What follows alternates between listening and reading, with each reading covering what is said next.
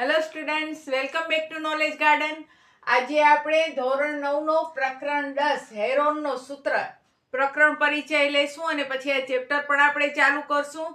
ઘણા બધા વિદ્યાર્થીઓને આ પ્રથમ પરીક્ષામાં ચેપ્ટર પૂછાઈ ગયો છે અને ઘણા બધા વિદ્યાર્થીઓનો બાકી હતો અને એ લોકોને હવે વાર્ષિકમાં પણ આ પૂછાશે. તો હવે આપણે વાર્ષિક તૈયારી તરફ જઈએ, કારણ કે હવે 2 મહિનામાં જ તમે પણ 9માંથી 10મા ધોરણના સ્ટુડન્ટ થઈ જશો અને દ્વિતીય પરીક્ષાનો તમારો શું રિઝલ્ટ આવ્યો એ પણ મને કોમેન્ટ્સમાં જણાવજો. હવે જોઈએ આજે ધોરણ 9 પ્રકરણ 10 હેરોનનો સૂત્ર. હેરોન ગણિત શાસ્ત્રી છે અને એણે ક્ષેત્રફળ શોધવા માટેની એક નવી ટ્રીક આપી હતી, આપણને એક નવી રીત આપી હતી, એક નવો સૂત્ર આપ્યો હતો અને એ સૂત્રને આપણે શું કહીએ છીએ? હેરોનનો સૂત્ર કહીએ છીએ. એની અંદર સૌથી પહેલા એ આપણને એસ નો અર્થ થાય અર્ધ પરિમિતિ. અર્ધ પરિમિતિ એટલે પરિમિતિના અડધા. હવે ઘણા વિદ્યાર્થીઓ કહેશે બેન પરિમિતિ એટલે શું, એ નથી ખબર. તો ત્રિકોણની ત્રણેય બાજુનો સરવાળો કરવામાં આવે. આ ત્રિકોણ હોય, ધારો કે આ 5, આ 4 અને આ 4, અથવા આને લઈ લઈએ આપણે 3, એમને જસ્ટ. તો આ ત્રણેય બાજુનો સરવાળો કેટલો થયો? 12 થયો. 5 + 4 + 3. તો જે સરવાળો આપણે કરીએ છીએ ત્રણેય બાજુનો એને પરિમિતિ કહેવાય. અને અર્ધ પરિમિતિ એટલે પરિમિતિના કેટલા કરી નાખવાના? આપણે અડધા કરી નાખવાના. હવે પરિમિતિના અડધા કરો, એ જો બધું ચોખવટથી લખેલું છે. એસ નો અર્થ થાય અર્ધ પરિમિતિ, પરિમિતિના અડધા. પરિમિતિ એટલે ત્રિકોણની ત્રણેય બાજુનો સરવાળો અને એના અડધા. અડધા એટલે ભાગ્યા 2, અથવા 3 બાજુ એટલે a + b + c. પેલી બાજુ a, બીજી બાજુ b, ત્રીજી બાજુ c ને એના અડધા. તો એ આપણે શું કહીએ છીએ ને? એસ. એટલે ટૂંકમાં એસ નું સૂત્ર શું થાય?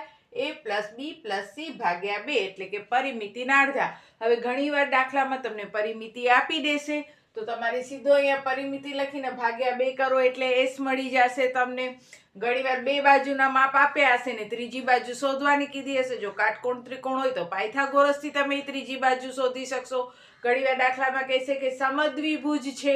સમદ્વિભુજ છે એની બે બાજુના માપ જે સરખા છે એ 10 છે અને પરિમિતિ છે એની ધારો કે 15 છે. તો 15 તો નહીં, પણ સમજી લ્યો કે આપણે કઈ પરિમિતિ એની 25 છે. હવે બે સરખી બાજુના માપ 10 છે ને પરિમિતિ 25 છે, તો બે સરખી બાજુ એટલે 10 ને 10 20, તો બાકી રહ્યા 5 એટલે ત્રીજી બાજુનું માપ 5 હોય. તો આવી રીતે જુદી જુદી રીતે ફેરવી અને તમને પૂછશે. પણ તમને સૌથી પહેલો દાખલાની સ્ટાર્ટિંગ કરવાથી પહેલા તમારી પાસે 3 બાજુઓના માપ હોવા જોઈએ. 3 બાજુના માપ મળી જાય એટલે આપણે સૌથી પહેલા એસ શોધવાનો. a + b + c ભાગ્યા 2 એટલે ત્રણેય બાજુનો સરવાળો અને એના અડધા. એસ મળી જાય એટલે આખા ચેપ્ટરમાં વન એન્ડ ઓનલી સૂત્ર છે. ત્રિકોણનું ક્ષેત્રફળ શોધવું હોય તો રૂટમાં s, s - a, s - b, s - c. આ દાખલા ગણશું એટલે તમને આની પણ શોર્ટકટ રીત કહીશ કે કેવી રીતે રૂટમાંથી, કારણ કે ઘણા બધા વિદ્યાર્થીઓને વર્ગમૂળ જોઈને જ ચક્કર આવવા માંડી જાય કે બેન આવા વર્ગમૂળ વાળા દાખલા મને નથી આવડવાના. ભાઈ આવું ડરવાનું નહીં, આની પણ શોર્ટકટ ટ્રીકો છે વર્ગમૂળ વાળાની પણ, તો એ આપણે કરી શકીએ છીએ. તો ત્રિકોણનું ક્ષેત્રફળનું સૂત્ર આવશે S, s - a, s - b, s - c.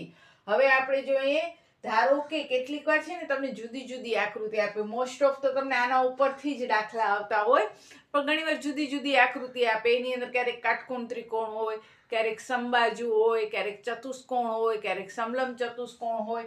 તો ત્યારે તમારે શું કરવાનું? જો હેરોનથી ન થાય તો એના સિવાયના અહીંયા કેટલાક સૂત્ર છે જે તમારું નોલેજ વધારશે ક્ષેત્રફળ શોધવા માટેનો. સમબાજુ ત્રિકોણના ક્ષેત્રફળનું સૂત્ર શું થાય? √3/4 ગુણ્યા બાજુનો વર્ગ. પછી ખાલી ત્રિકોણ હોય સાદો તો 1/2 પાયો ગુણ્યા વેધ. કાટકોણ ત્રિકોણ હોય તો 1/2 કાટખૂણો બનાવતી બાજુનો ગુણાકાર. કાટખૂણો બનાવતી બાજુ એટલે કર્ણ સિવાયની બે બાજુ આલી. પછી ચતુષ્કોણ તો વિકર્ણ ગુણ્યા વિકર્ણ પણ કરી શકો. જો તમને બે વિકર્ણ આપ્યા હોય તો આગળ 1/2 લગાડવાનો અને અથવા પાયો ગુણ્યા વેધ. પછી સમલંબ ચતુષ્કોણ કે તો 1/2 ગુણ્યા વેધ અને સમાંતર બાજુનો સરવાળો. આ રીતનો હોય છે સમલંબ ચતુષ્કોણ. તો અહીંયા કરે તમને વેધ આપી દેશે તો 1/2 પછી આ વેધ અને સમાંતર બાજુ એટલે આ બે બાજુનો માપ આપ્યો હોય એનો સરવાળો, તો તમને સમલંબ ચતુષ્કોણનું ક્ષેત્રફળ મળે. મોસ્ટ ઓફ બધા દાખલા છે આપણે આ જ રીતે કરવાના હોય છે પ્રકરણ 10માં. તો પ્રકરણ 10 સાવ સિમ્પલ છે, સાવ સરળ છે. ખાલી રૂટમાંથી તમને કેવી રીતે બહાર કાઢવું એ જ તમને શોર્ટકટ રીતમાં હું તમને સમજાવીશ. બાકી તમારે એસ અને એસ એટલે કે એસ મળી જાય એટલે ત્રિકોણનું ક્ષેત્રફળ આ હેરોનભાઈના સૂત્રથી આપણે કરવાનું હશે. સાવ સરળ ચેપ્ટર છે. તો નેક્સ્ટ વિડીયોમાં આપણે આ ચેપ્ટર છે એના બધા જ દાખલા ગણશું. અત્યારના વિડીયોમાં પ્રકરણ પરિચયમાં આજે આટલું જ, કારણ કે આ ચેપ્ટરમાં બીજું કાંઈ નથી.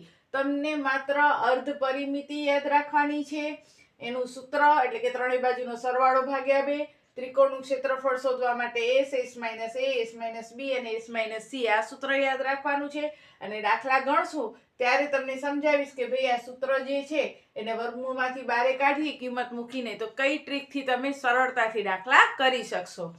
તો તૈયાર છો બધા હવે પ્રકરણ 10 હેરોનનો સૂત્ર સમજવા માટે?